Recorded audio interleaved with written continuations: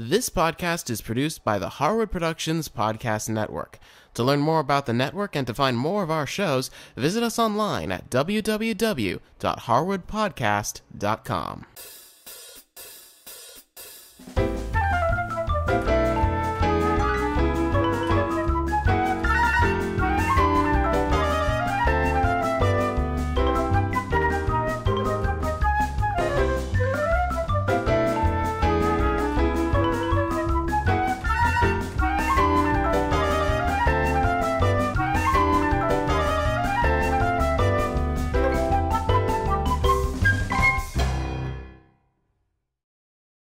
Hi, I'm Cindy Harris, and today I'm making a refreshing lime sorbet. The thing I love about sorbets is that you make them with either fresh fruit juice or fresh fruit purees. They're really light, really refreshing, and they taste fantastic. Now, since sorbets are uncooked, we don't have to worry about chilling our mixture down before we put it in the ice cream machine. The thing we do have to worry about, though, is making sure that our sugar is well dissolved. If it's not, it's going to crystallize and not make for a great sorbet. So what I'm doing is in my large 8-cup measuring cup, I've measured out 3 cups of water. And to that, I'm going to add in 1 cup and 3/4 of white sugar. And with my spatula, I'm going to start stirring that a little bit. Now, this is a lot of sugar to dissolve, so we have to give it a few minutes. So I'm going to let this sit and dissolve while I start getting my juices ready for the sorbet. Now, because it's a lime sorbet, the prominent juice we're going to feature is, of course, lime juice, and you want to get fresh lime juice. Now, I've got a bunch of little key limes that I'm going to use today, but you can use whatever kind of lime you have handy. We want to end up with 3/4 of a cup of fresh lime juice. Now, for me to get 3/4 of a cup of lime juice, it took about 2 pounds of key limes. Now, to my lime juice, I'm going to add 1/4 of a cup of lemon juice as well.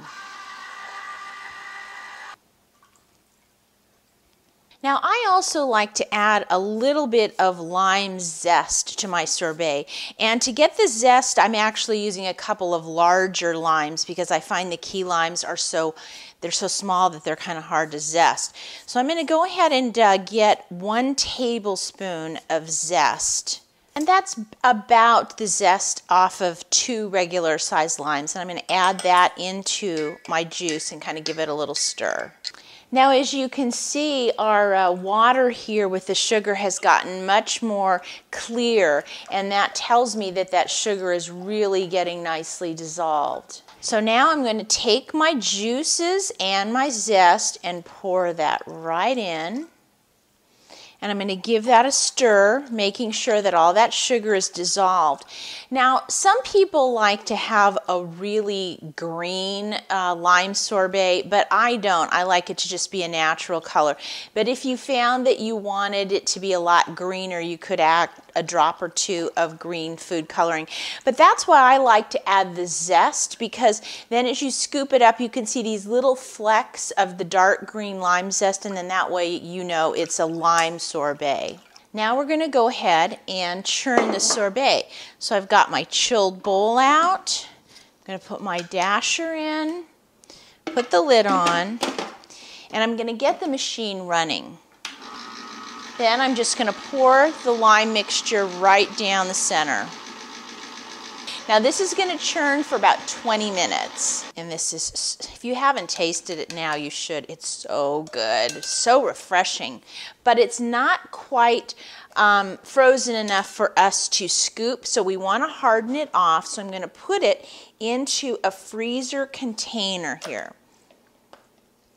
And I'm going to put a lid on this, and I'm going to put it in the freezer for at least an hour. And then once the sorbet has hardened off a little bit, you can easily scoop it into a bowl. Now, if you'd like to give this delicious lime sorbet a try at home, just go to our website and visit the Sundaes with Cindy show notes. I'll have the recipe there for you. And as always, if you have any questions, please send me an email. I'll see you next time.